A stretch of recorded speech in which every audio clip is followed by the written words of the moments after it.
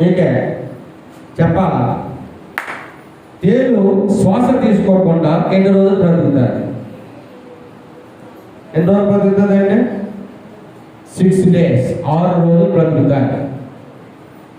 తేలు ఆహారం లేకుండా ఎంతకాలం బ్రతుకుతుంది?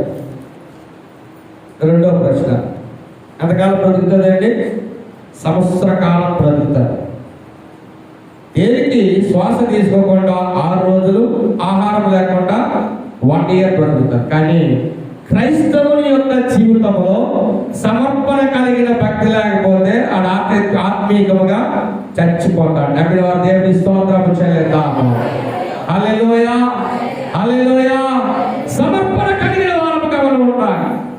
దేవుని యొక్క సన్నిధిని, దేవుడిచ్చే ఆయుష్ని, దేవుడిచ్చే సమయాన్ని, దేవుడిచ్చే కాలాన్ని మనము దొంగిలించదానముగా మనం ఉండకూడదు. ఎట్లా ఉండాలి? దేవుడు ఇచ్చిన దానిని. కొన్ని సమయాల్లో నాకు అనిపిస్తుంది, ప్రభువా నేను ఎక్కువసేపు ప్రార్థన చేయలేకపోతానేమో. మనం 1 గంట ప్రార్థన చేయాలి దేవుడికి, మనం 1 అరగంట ప్రార్థన చేయాలా. ఒకవేళ టైం ఉంది, 1 గంటని ప్రార్థన చేసుకుని అప్పుడు బయలుదేరుతాను. ఆ శక్తి ఉండాలి మనలో, ప్రేరణ ఉండాలా. క్రైస్తవునికి వ్యూహం ఉండాలని ఒక భక్తుడు అంటాడు. ఏముండాలని క్రైస్తవుడికి? వ్యూహం. వ్యూహం లేకపోతే శత్రు సైనికులను యుద్ధంలో ఎవరు కూడా గెలవలేడు. వ్యూహం లేకపోతే సాతానుడు గెలవలేడు. వ్యూహం లేకపోతే క్రైస్తవ జీవితంలో శోధనలను జయించలేవు, సమస్యలను జయించలేవు. సాతానుడు పట్టిన వల్ల ఖచ్చితంగా నువ్వు చిక్కబడిపోతావు. నమ్మిన వారు దేవుని స్తోత్రము చెల్లిద్దాము. హల్లెలూయా. ఎలాంటి వ్యూహం ఉండాలా?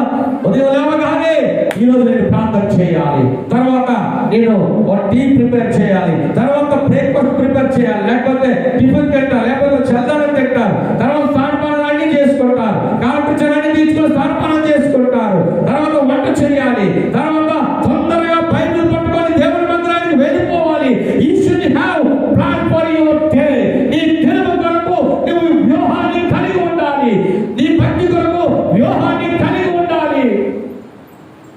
అయ్యగారండి, నేను ప్రతి 6 నెలలకు ఒకసారి ప్రార్థన పెట్టడానికి డబ్బులు దాచుకుంటున్నాను అన్నది ఒక ఆవిడ. మంచిదమ్మా దాచు. అలాంటి వ్యూహం అండి. చూడండి, సంవత్సరంలో ఒకసారి పెట్టుకోండి అంటే మనం పెట్టుకోవడానికి ఇష్టపడరు. అమ్మ ఏమి వద్దు, మంచినీళ్ళు ఇచ్చాను పెట్టుకోండి, ఏ అమ్మ ముందుకు రాలేదు. అమ్మంటది 6 నెలలకు ఒకసారి ఖచ్చితంగా ప్రార్థన పెట్టుకోవాలండి.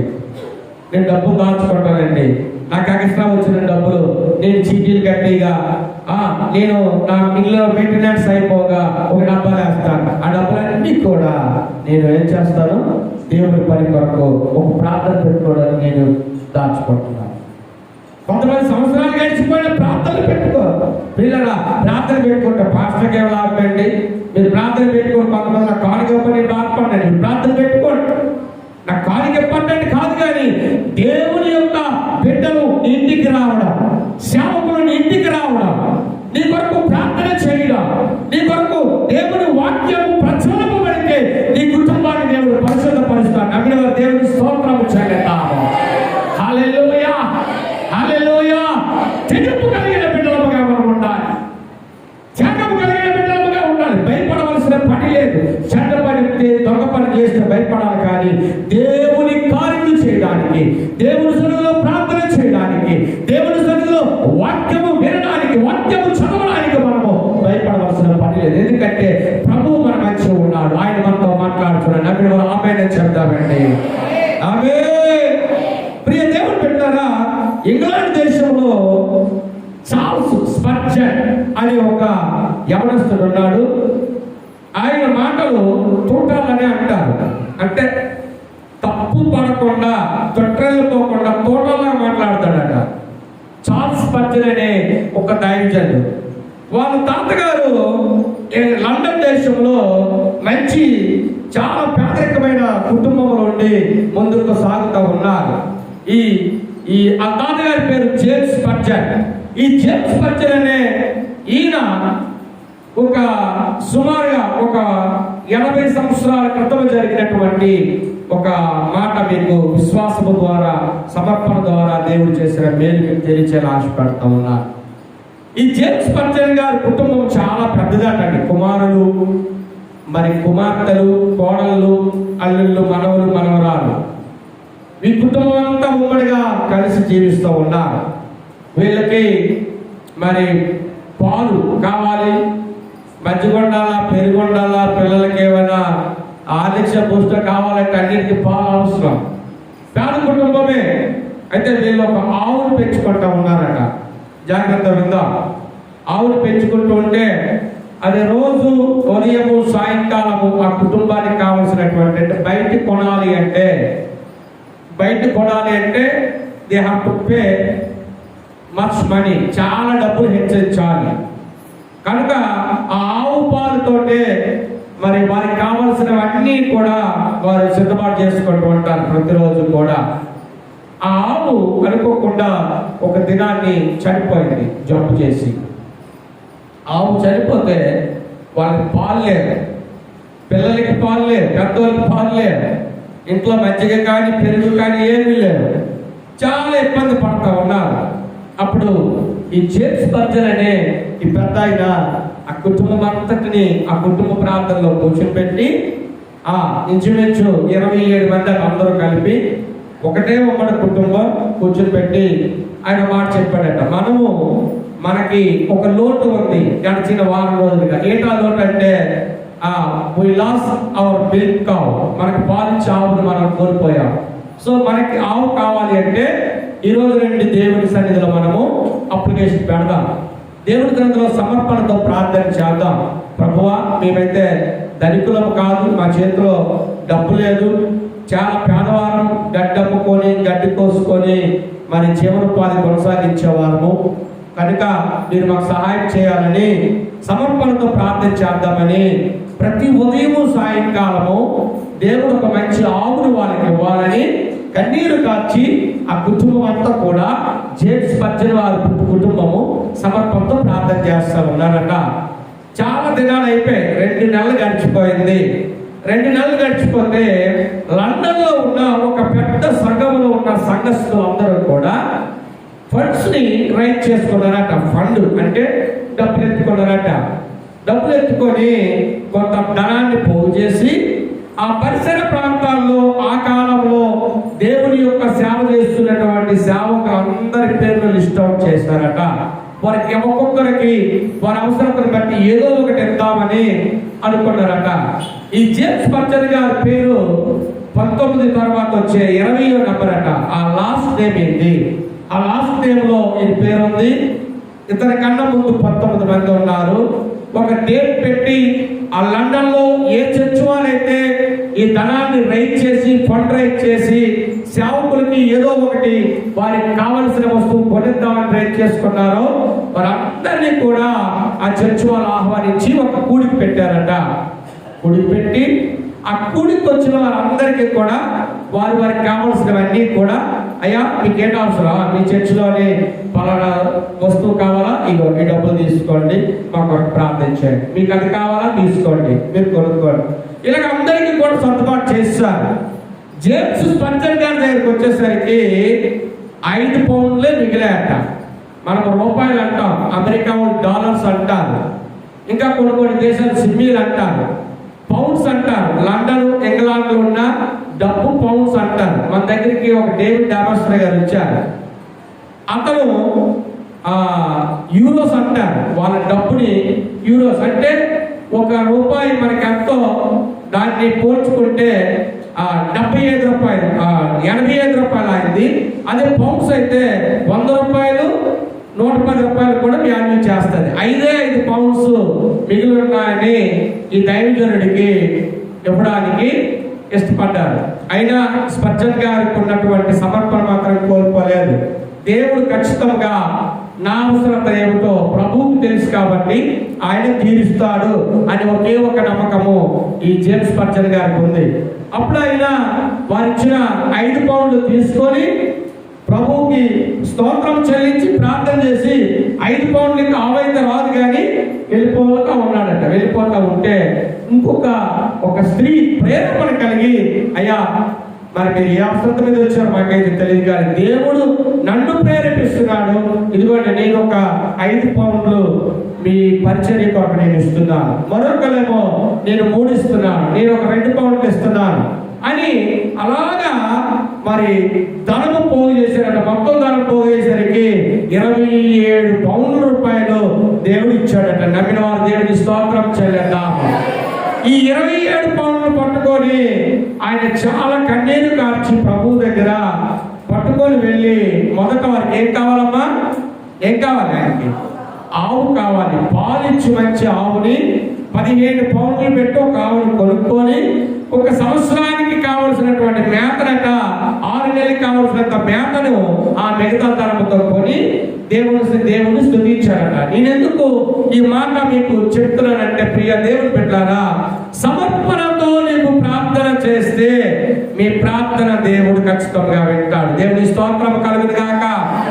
పగిలిన హృదయముతో పాడినా, విరిగిన మనసుతో వేడినా వింటాడు దేవుడు నా ప్రార్థన, గైకొంటాడు నీ సమర్పణ. పగిలిన హృదయముతో పాడినా. అందరూ దేవుని స్తోత్రం చెల్లిద్దాం. హల్లెలూయా. గట్టిగా చెప్పండి, దేవుని నామాన్ని మహిమపరుద్దాము. నువ్వు దేవునికి సమర్పణతో ప్రార్థన చేయాలి. రెండవదిగా జేమ్స్ స్పర్జన్ సమర్పణతో ప్రార్థన చేశాడు కాబట్టి తన అవసరతను ఎరిగిన దేవుడు తన అవసరత తీర్చాడు. ఒక ఆమె ఢిల్లీలో ఉంటుంది. అప్పుడప్పుడు తనకు కలిగినప్పుడు డబ్బులు పంపిస్తూ ఉంటుంది కానుక. అక్క ఫోన్ చేసి, తమ్ముడు నేను ఈ నెలలో నీకు అమౌంట్ నేను వేయలేకపోతున్నాను, నాకు చాలా అవసరతలు ఉన్నాయి, ఏమనుకోకు, నాకు ఫోన్ చేశారు. ఓకే, నో ప్రాబ్లం అక్క, నథింగ్ టు వరీ, నువ్వేం బాధపడకు. మరి దేవుడు ఒక వాగ్దానం ఇచ్చాడు, ఒక ద్వారము మూయబడితే ఎన్ని ద్వారాలు దేవుడు తెరిస్తాడట? 7 ద్వారాలు తెరిస్తాడు. గట్టిగా చెప్పకూడదు, దేవుడు నామాన్ని మహిమపరుద్దాం. నేనేం బాధపడలేదు, నేనేం అనుకోలేదు. Okay, let it be. దేవుని సన్నిధిలో ప్రార్థన చేశాం. గమనించండి, దీని ఏదో పెద్ద హైలైట్ చేసి నేను చెప్పాలన్న ఆలోచన నాకైతే లేదు. కానీ ఆ సహోదరి ప్రేమించి ఆమె ఎంతైతే ఇవ్వాలని ప్రతి నెల ఆశించి ఇచ్చేదో, ఆమె ఇచ్చిన దానికన్నా 3 అంతలు దేవుడు నాకు ఇచ్చాడు ఎగస్ట్రాగా. దేవుని స్తోత్రం కలుగును గాక. ఇవేమో ఒట్టు మాటలు, లేకపోతే మీరు ఏదో నాకు ఇవ్వాలని నేనైతే చెప్పట్లేదు, ఓపెన్గా చెప్తా ఉన్నాను. నాకు ఏది అవసరమో వాటికి మించిన ధనమును దేవుడు వేరే వారి ద్వారా నాకు ఇచ్చాడు. మీకు తెలుసా, నాకు అసలు భక్త శత్రువు ఒక వ్యక్తి. నాతో మాట్లాడడానికే ఇష్టపడ్డాడు. మన సంఘం కాదులేండి, సారీ, మన ఊరు కాదు. నాతో మాట్లాడడానికి ఇష్టపడ్డాడు, నేను తనతో మాట్లాడడానికి ఇష్టపడ్డాను ఎప్పుడు కూడా. విజయనగరం తను ఏమనుకున్నాడు నాకైతే తెలియదు. యాక్చువల్గా నేనైతే ప్రభు నా డబ్బులు డబ్బులు డబ్బులు అని నేనైతే ప్రార్థన చేయలేదు. ఎందుకంటే మన ప్రతి అవసరత ఎరిగిన వాడు. నువ్వు ప్రార్థన చేయవసరమే, నీ అవసరత ఏమిటో దేవుడు గుర్తిస్తే ఖచ్చితంగా దేవుడు మనకి దయచేయవాడుగా. ఆయన నేను వెళ్ళిపోతా ఉన్నాను, సడన్గా కలిశాడు. నన్ను ఎప్పుడు బావా అంటాడు, ఇంటికి రా అన్నాడు. ఎందుకు రా అన్నాడు, పనుంది ఇంటికి రా. వెళ్ళాం. ఆ మిసెస్ ఉన్నారు, పిల్లలు ఉన్నారు, అన్ని టిఫిన్ చేయండి అని పెట్టి తినేసానమ్మ నేను అన్నా. అయినా నువ్వు షాపుడుగా తింటా మాకు ఆశీర్వాదం. తిన్నాడు, అయిపోయాడు. ప్రార్థన చేశాను. వచ్చినప్పుడు మీకు చెప్తాను, మరి విచిత్రం ఏంటంటే ఒక కవర్లో డబ్బులు పెట్టి చేతిలో పెట్టారు. నేను నాకు ఆశ్చర్యం, అరే డబ్బులు నాకు ఇస్తున్నారేటా అన్నాను. లేదు, డబ్బులు నీకు కాదు, నువ్వు సేవకుడివి, మేము దేవునికి ఇస్తున్నాను అంటే. లేదు, మీరు నా సంఘంకి వచ్చిన వారు కాదు, నేనే మీకు వాక్యం బోధించట్లేదు, మా పరిచర్యలో మీరు లేరు కాబట్టి మీరు ఏ సేవకుడి దగ్గరికి అయితే వెళ్తారో ఆ సేవకుడికి డబ్బులు పట్టుకెళ్ళి మీరు ఇవ్వండి. అది వాక్యానుసారంగా క్రమ పద్ధతి. మీరు వేరే చర్చికి వెళ్ళి నాకు మాత్రం కానుకలు ఇస్తే ఆ సేవకుడిది శాపం నాకు దొరుకుతారు, మీరు తాగలన్నా. లేదు, మా పాస్టర్ గారికి ఇవ్వాలంటే మేము ఇచ్చేస్తాం. ఇది నీకివ్వాలని మేము వచ్చాం. ఆడటాడంటే నేను ఎప్పుడు డబ్బులు ఇస్తే తీసుకుందామని చూసాను. ఆయనకి ఇచ్చాడంటే ఆశ్చర్యం అనిపించింది. సరే నాకనే ఇస్తున్నారు కానీ నేను తీసుకున్నాను, ప్రార్థన చేశాను. అయితే ఎందుకు ఆ డబ్బులు దేనికి మీరు ఇస్తున్నారు, అసలు ఏం జరిగింది ఇంట్లో అని అడిగా. వాళ్ళ నాన్నగారు రిటైర్డ్ పోలీస్ ఆఫీసర్, ఆయన చనిపోయాడు. ఆ పాపాలు నాన్న ఆయన చనిపోతే ఆ తల్లిగారికి సంవత్సరంన్నర బట్టి పెన్షన్ రాలేదు. సంవత్సరంన్నర బట్టి పెన్షన్ అయిపోయింది. పెన్షన్ అయిపోతే చాలా ఇబ్బంది పడ్డారు.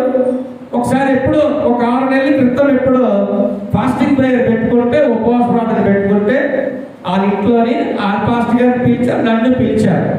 నేను వెళ్ళాను. బాబు మీ పాస్టర్ గారికి రమ్మంటే నేను వస్తాను, అంటే నేను రానని చెప్పా. ఆ పాస్టర్ గారు ఫోన్ చేసి, బ్రదర్ రండి, మాకు అదేమి డెనామినేషన్ భేదమే లేదంటే వెళ్ళడం జరిగింది.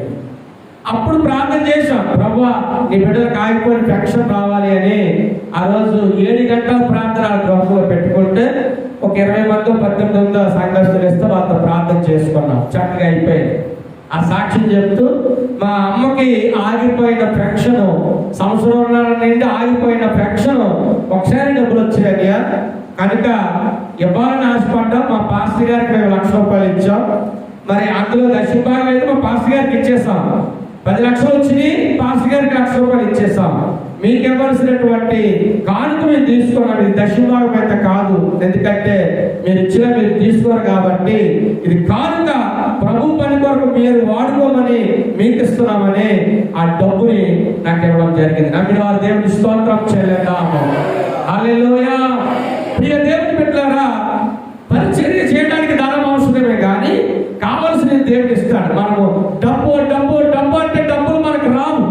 ప్రియులారా, దేవుడు ఏమన్నాడంటే, మొదట నీవు నా నీతిని నా రాజ్యాన్ని నీవు వెతుకు, అప్పుడు మీకు కావలసినవన్నీ గట్టిగా చెప్పడం దేవుడు నాయపడతారండి.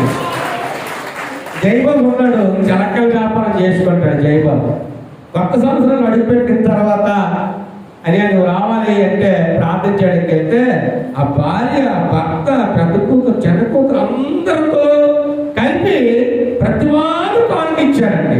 ₹1000 ఇచ్చారండి.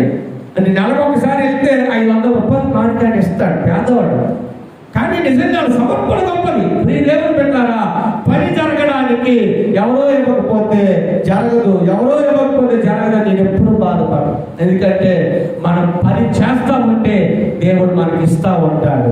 అవసరాన్ని బట్టి దేవుడు మనకి ఇస్తా ఉంటాడు. మనకి ఏది కావాలో, నాకే కాదండి మీకైనా, మీరు నిజముగా సమర్పణ కలిగిన ప్రార్థన యాచనలు మీ కుటుంబాల్లో, మీ జీవితాల్లో మీరు కలిగి ఉంటే మీరు కోరుకున్నవని మీ కాళ్ళ దగ్గరికి ప్రభు నడిపిస్తాడు. నమ్మిన వారు ఆమెనే చెప్తామంటే గట్టిగా చెప్పడం వల్ల ప్రభు నామం అయిపోతాం. దేవుని బిడ్డలారా, మొదటిగా ఏం మాట్లాడుకున్నాం? శరీరాలను సమర్పించుకోవాలి. రెండోది ప్రార్థన సమర్పించుకోవాలి. అపొస్తలుల కార్యములు వాక్యంలో చూసినట్లయితే ఇప్పుడు ఒక ఫెమిలియర్ వ్యక్తి మనకు కనబడతా ఉన్నాడు.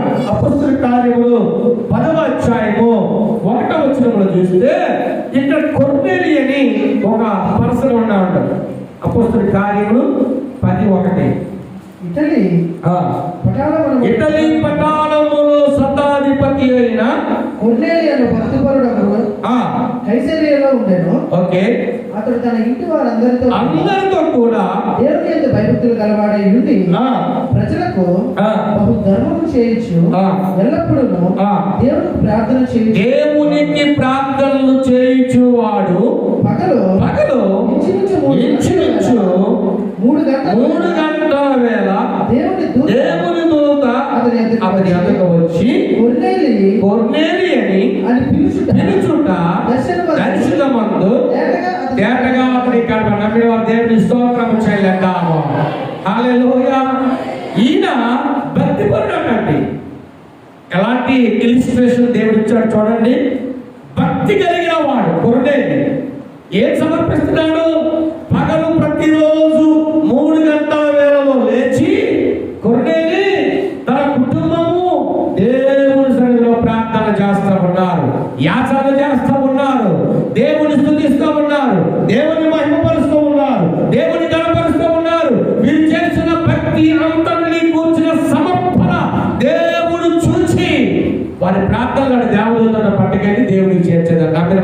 స్తోత్రం చెల్లిద్దాము. హల్లెలూయా. ఈ ప్రార్థన దేవుడు వింటున్నాడా? ఎలాంటి ప్రార్థన చేస్తున్నావు? కల్మషంతో కూడిన ప్రార్థనలు, దేశంతో కూడిన ప్రార్థనలు, ఆవేశంతో కూడిన ప్రార్థనలు కాదండి. కడుపులో ఉన్న కల్మషాలు లేకుండా పరిశుద్ధమైన యాజకులముగా, పరిశుద్ధమైన దేవుని బిడ్డలముగా we should call as a holy people. మనం పరిశుద్ధత కలిగిన బిడ్డలముగా మనము ప్రార్థన చేస్తే మన ప్రార్థనలు ప్రభు ఖచ్చితంగా వింటాడు. నమ్మిన వారు దేవుని స్తోత్రం చెల్లిద్దాం. అయ్యా, ప్రార్థన చేస్తున్నా, మీరు ప్రార్థన చేస్తే మా కార్యాలు జరగట్లేదు. ఎలాంటి ప్రార్థన చేస్తున్నాం? సమర్పణ కలిగిన వారమైన ప్రార్థన మన జీవితాల్లో ఉండాలి. సమర్పణ కలిగిన ప్రార్థన చేస్తే ఆపత్కాలమందు నీ దేవుడు నిన్ను తప్పించువాడై ఉన్నాడు. సమర్పణ కలిగిన ప్రార్థన నీవు చేస్తే అద్భుతాలు, ఓ గొప్ప వెలుగుతో కూడిన మహిమ కార్యాలు మీ కుటుంబాలను మీరు చూడగలుగుతారు. ఇది ద్వారా చెప్పుకున్నా, నా బ్రతుకు ఇంతేనని చింతపడుచుంటి. చింతపడవలసిన పని లేదు. నువ్వు దేవుని రక్షణ పొందుకున్నావంటే నువ్వు గొప్పవాడివే, గొప్పదానివే. పిల్లగా ఒక వ్యక్తి అక్కడ ఎత్తుపోయింది వెళ్ళాడట పోలీస్ స్టేషన్కి. 1979లో నా ఎత్తు కనిపించట్లేదని ఒక రైతు పోలీస్ స్టేషన్ కంప్లైంట్ ఇవ్వడానికి వెళ్ళాడట. జాగ్రత్తగా చదువుకున్న మేధావులందరికీ మంచి ఉపయోగపడతాయి ఈ బిడ్లు. ఎత్తు పోయిందని పోలీస్ స్టేషన్కి వెళ్ళి కంప్లైంట్ ఇస్తే ఆ పోలీస్ స్టేషన్లో పోలీసులు కంప్లైంట్ తీసుకోలేదట. తీసుకోకపోతే బయటికి వెళ్ళిపోతా ఉన్నాడట. మళ్ళా లోపలికి వెళ్ళాడట రైతు. అయ్యా తీసుకోండి అయ్యా, మా ఎత్తు కనబడట్లేదు, పోయింది. ఎక్కడ తప్పిపోయింది అంటే, తప్పు నీదే, నువ్వు కొట్టేసుకుంటావు ఎత్తుని, అందుకే కనబడకుండా పోయింది అన్నాడు పోలీసు వాళ్ళు. బయటికి వెళ్ళిపోతా ఉన్నాడట విచారంగా. ఒక కానిస్టేబుల్ ఎదురుగా వచ్చాడట.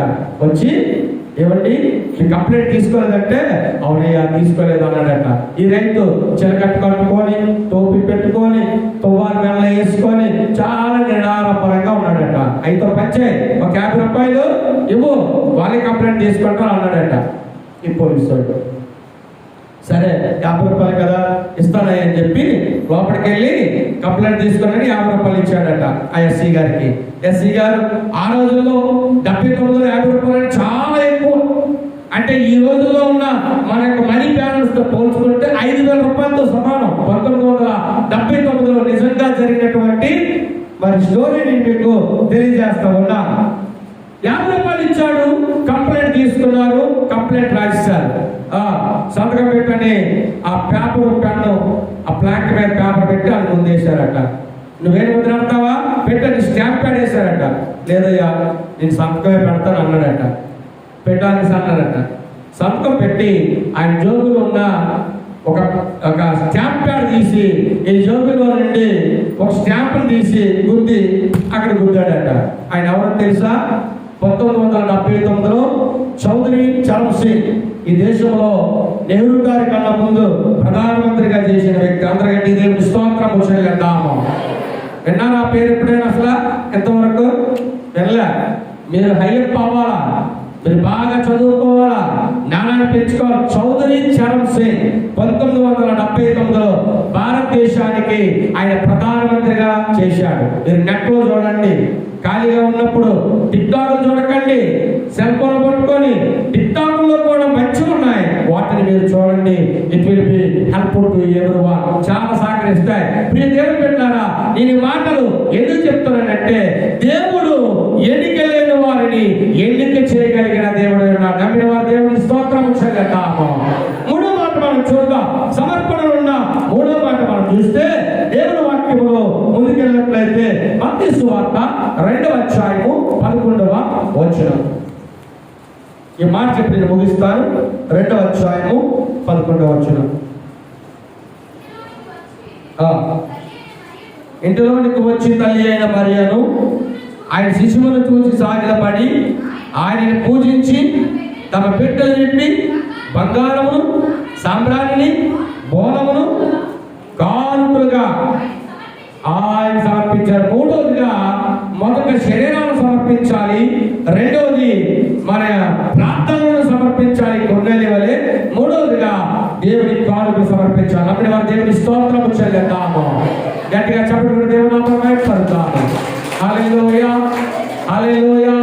ఏం సమర్పించాలంటే ప్రభువుకి కానుక. యేసు ప్రభు వారు పుట్టినప్పుడు గొల్లలు జ్ఞానులు వెళ్ళి యేసయ్యకి కానుక సమర్పించారు.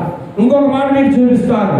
మత్తయి సువార్త 8వ అధ్యాయము 4వ వచనంలో చూద్దాం. మత్తయి సువార్త 8:4.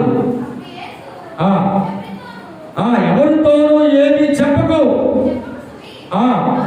కానీ నీవు వెళ్ళి వారికి సాక్షాత్తమై నీ దేహమును యాజకుడికి కనబరుచుకొని మోషే నియమించిన కానుక సమర్పించుమని వారితో చెప్పింది. దేవుని స్తోత్రం కలుగును గాక. మోషే నియమించిన కానుక. ప్రతి క్రైస్తవుని జీవితంలో ఈ 3 భాగములు చాలా ప్రాముఖ్యమైనవి. పాస్టర్ గారు నాకు 50,000 సంపాదించవచ్చు, లేదా 70,000, లేదా ₹1,00,000 సంపాదించవచ్చు. కానీ నీవు ఇవ్వాల్సిన కానుక దేవుని సన్నిధిలో ఇస్తే నీకు దీవెన. దేవుడు నీకు ఏదైతే ఇచ్చాడో, దేవుడు నీకు ఏదైతే అప్పగించాడో, ఏ బాధ్యత అయితే పెట్టాడో, ప్రియ దేవుని సంగమా, దానిని ఖచ్చితంగా ఆ ఆజ్ఞను మనము మితిమీరకూడదు. ఆజ్ఞ అతిక్రమము పాపము, పాపం వల్ల వచ్చే జీవితము మరణం. అంటే ఆధ్యాత్మికంగా నువ్వు చచ్చిపోతావు. కొంతమంది నెలంతా కష్టపడతారు, రోజుకి 500, 600 కూలి తెచ్చుకుంటారు. కానీ వాళ్ళు 300, 200, ₹100 చేతులు పెడతారు. నేనేమన్నావు తీసుకుంటాను. నేను దీని కొరకు బోధ చేయాలని ఎప్పుడు ఇష్టపడ్డాను. డబ్బుల కొరకు బోధ చేయాలంటే నాకు ఇష్టం ఉండదు. కానీ నేను చేయకపోతే, ఈ మాటలు చెప్పకపోతే దేవుడు నన్ను అక్కడ అడుగుతాడని నేను మాటలు మీకు కష్టతరముగా ఉన్నా నేను బాధపడుతుందే ఈ మాటలు మీకు తెలియజేస్తాను. ఎందుకంటే వాక్యంలో రాయబడిన మాటలు యథార్థమైనవి. ఇవి నేను రాసినటువంటి మాటలైతే కాదు. నమ్మిన దేవుని స్తోత్రం చేద్దాము. హల్లెలూయా. నువ్వు తిన్న ప్రతి దానిలో, నువ్వు తిన్న ఆహారములో, నువ్వు తిన్న కూరలో, నువ్వు సంపాదించిన ధనములో, నువ్వు దేవుని సన్నిధిలో 3వదిగా కానుకలను సమర్పించవలసిన బాధ్యత సంఘ బిడ్డలకు అంతేగా ఉన్నది. ఒకవేళ నువ్వు సమర్పించకపోతే నేను నిన్ను లెక్క అడగను, కానీ దేవుడిచ్చే ఆశీర్వాదాన్ని నువ్వు కోల్పోతావు ఖచ్చితం. అది మాత్రం వాస్తవం. అంటే అలా మిమ్మల్ని భయపెడితే నువ్వు తెస్తానని నేను చెప్పట్లేదు, అది కూడా చెప్పేస్తున్నాను. వాక్యం ప్రకారంగా ఎవరైతే చేస్తారో వారిని ఖచ్చితంగా దేవుడు దీవిస్తాడు. నమ్మిన వారు దేవుని స్తోత్రం చేద్దాము. హల్లెలూయా. మన దగ్గరికి 2 సేవకులు వచ్చారు. అంతకుముందు మొన్న 2 సేవకులు వచ్చారు. ఏ సేవకులు వచ్చినా వట్టే పంపించరండి. ఏ రెస్టారెంట్ ఫుడ్ తెప్పించి వాళ్ళకి మంచి భోజనాలు పెట్టి కాల్ చేసి పంపిస్తాను. నా భార్య సంపాదించిన, నేను సంపాదించినా మా డబ్బులన్నింటిలో దశభాగం తీసి ఓ పక్కన మేము పెడతాం. నేను పాస్టర్ కదా, నేనేదో తీయాలనుకోను. ఎందుకంటే మా నాన్నగారు ఎప్పుడు చెప్తా ఉండేవారు, సేవకుడు కూడా ఖచ్చితంగా వాక్యానుసారంగానే చేయాలి. మా ఫెలోషిప్ ఉంటుంది, సేవకుల ఫెలోషిప్ ఉంటుంది. చాలా మంది పేద సేవకులు ఉంటారు. అయ్యా మేము చర్చి కట్టుకుంటున్నాం, మాకేదో సహకరించండి. ఆ సేవకుల మీద జవరం లేచి నిలబడి సాక్ష్యం చెప్తే వాళ్ళకి కలిగింది ఏదో 3,000, 2,000, 5,000 కలిగితే వారికి ఇస్తాను. ప్రార్థన చేయండి మా కొరకు, మా సంఘం కొరకు. ఇప్పుడు ఇదేమి పెట్టారా? నేను ఎందుకు చెప్తున్నానంటే ధనము ఎవరికి ఊరకనే రాదు. అందరూ కష్టపడితేనే ధనాన్ని సమర్పిస్తారు. నీ శరీరాన్ని దేవుడు సమర్పించుకో. రెండవదిగా నీ ప్రార్థనను, నీ భక్తి దేవుడికి సమర్పించుకో. మూడవదిగా కానుకలను మోషే నియమించాడు. ఇక్కడ కుష్ఠరోగి యేసయ్య దగ్గరికి వచ్చినప్పుడు, యేసయ్య స్వస్థపరిచినప్పుడు అందుకే మోషే అంటున్నాడు, ఏదైతే నీకు నియమింపబడిందో ఆ కానుకను పట్టుకొని వెళ్ళి. దశమ భాగం అనేది 10%. అంటే 90% దేవుడు మనం తిరగనిచ్చాడు. 10% ఎవరికి ఇచ్చారో మనము దేవుడికి ఇవ్వాలి. మనుషులకి ఇస్తే వడ్డిపోతారేమో, కానీ నువ్వు దేవుడికి ఇస్తే అది ఫలభరితముగా దేవుడు వాక్యం చెప్పుకున్నా 60 100 1000 దేవుడు దీవించువాడు కూడా. నమ్మిన వారు దేవుని స్తోత్రం చెల్లిద్దాము. హల్లెలూయా. కొంతమంది అనుకుంటారు మేము ఇవ్వకపోతే ఏమలే. ఆఫ్ కోర్స్ నువ్వు ఇవ్వకపోయినా పర్వాలేదు, నువ్వు దేవుడికి ఇవ్వకపోయినా పర్వాలేదు, కానీ నీ నిజాయితీని, నీ క్రమశిక్షణను, నీ భక్తిని ఎవరు చూస్తుంటారండి? దేవుడు చూస్తాడు. నువ్వు దశభాగం సంపాదించిన దాంట్లో నువ్వు దశమ భాగాన్ని తీస్తున్నావా లేదో? నా భార్యకి 40,000 జీతం వస్తే 4,000 తీసిన పక్కన పెడతాను. ఈయన 30,000 40,000 నేను సంపాదిస్తే 4,000 రూపాయలు పక్కన పెడతా. రోజు ప్రార్థన చేసుకునేవారు చూస్తూనే ఉంటారు తల్లులు. ఏ సేవకులు మా ఇంటికి వచ్చారా, వెళ్ళారా లేదా, వాళ్ళే సాక్షి. ప్రియ దేవుని బిడ్డలారా, దేవుని పని నువ్వు చేస్తే దేవుడు నీకు దయచేవాడిగా ఉన్నాడు. అందుకంటాడు, ఇదిగో మీరు పిచ్చివారైతే దేవునికి ఇచ్చే విషయంలో ఇవ్వకుండా మీరు వెనుకటిస్తే, దేవునికి ఇచ్చే భాగాన్ని మీరు దాచుకుంటే, దేవునికి ఇచ్చే కానుకలు మీరు ఇవ్వకుండా మీరు దానిని వేరే పని కొరకు ఉపయోగిస్తే దేవుడి దగ్గర వచ్చే ఆశీర్వాదాలు కోల్పోతామట. దేవుడి నామాన్ని మైక్ చెల్లిద్దాం. దేవుడి స్తోత్రం కలుగుతాక.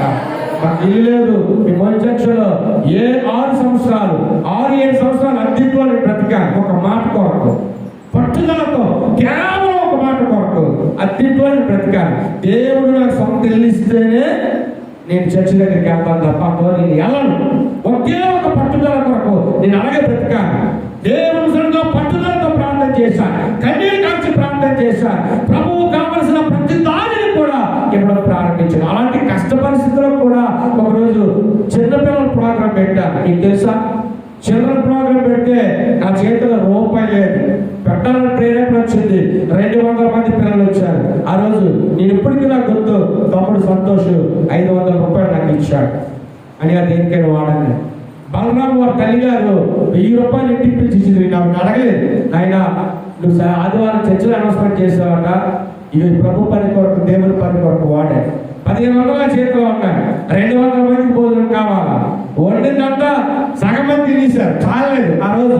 కానీ అప్పటికప్పుడు మళ్ళా వండించాం. ఇప్పుడు దేవుని పెట్టారా, పరిచర్యను మనం ఎంతగా చేస్తామో, ఎంతగా దేవుని పనికి మనం ప్రోత్సహిస్తామో అంత ఆశీర్వాదం ప్రభు మనకి దయచేవాడు ఉన్నాడు. చిన్నబాబు వాటిని చెప్పచ్చు, డబ్బుల పని చెప్పచ్చు, కానుకలు చెప్పచ్చు, చెప్పకపోవచ్చు, దశభాగంలో చెప్పచ్చు, చెప్పకపోవచ్చు. కానీ ప్రభు వాక్యానుసారముగా ఏ స్త్రీ అయితే, ఏ పురుషులైతే వారి జీవితాల్లో చేస్తారు, వారి పొదువు లేని వారిగా దేవుడు చేస్తాడు. అంటే వారి దేవుడిని స్తోత్రం చెల్లిద్దాము.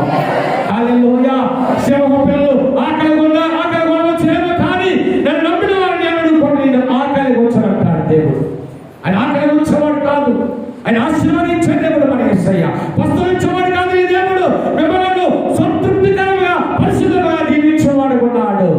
లేమిలో, కలిమిలో, వ్యాధిలో, బాధలో, అన్ని విషయాల్లో నీ ప్రభువు నీకు తోడుగా ఉండి నడిపించేవాడుగా ఉన్నాడు. కనుక ప్రియ దేవుని సంగమా, మోషే నియమించిన కానుక ప్రభువు సమర్పించాలి, మరవకూడదు, దాన్ని విడిచిపెట్టకూడదు. ఏదైతే దర్శన భాగమని వాక్యంలో రాయబడిందో వాటిని ప్రభువులు సమర్పించింది. కష్టార్చేపంలో నుండి దేవుడికి ఇచ్చిన ప్రతి దానిలో నుండి నేను ఇస్తే ఇవ్వకపోతే ఏంటనుకుంటే నేనే అడగను, కానీ నేనే దాయలేదు మీ దగ్గర అడగను. కానీ ప్రియ దేవుడు పెట్టారా, వాక్యానుసారముగా మనం చేయడం ద్వారా గొప్ప ఆశీర్వాదం, గొప్ప దీవెన. నిజంగా చెప్తున్నానండి, గొప్ప దీవెన ప్రభు మీరందరూ ఇస్తూ ఉన్నారు, మీరందరూ సహకరిస్తూ ఉన్నారు ప్రభు పరిచర్య కొరకు. అందరి బట్టి మీ అందరికీ నేను చేతులు జోడించి వందనాలు తెలియజేసుకుంటూ ప్రభు ఈ వాక్యమును దీవించి మిమ్మల్ని అందరినీ ఆశీర్వదించును గాక. దయచేసి అందరూ కాళ్ళు మూసుకుందాం, ప్రార్థన చేసుకొని ఈ యొక్క మనం కూడికను, ఈ ఆరాధనను ముగించుకుందాం. అందరి కాళ్ళు మూసుకుందాం. Praise lord. హల్లెలూయా.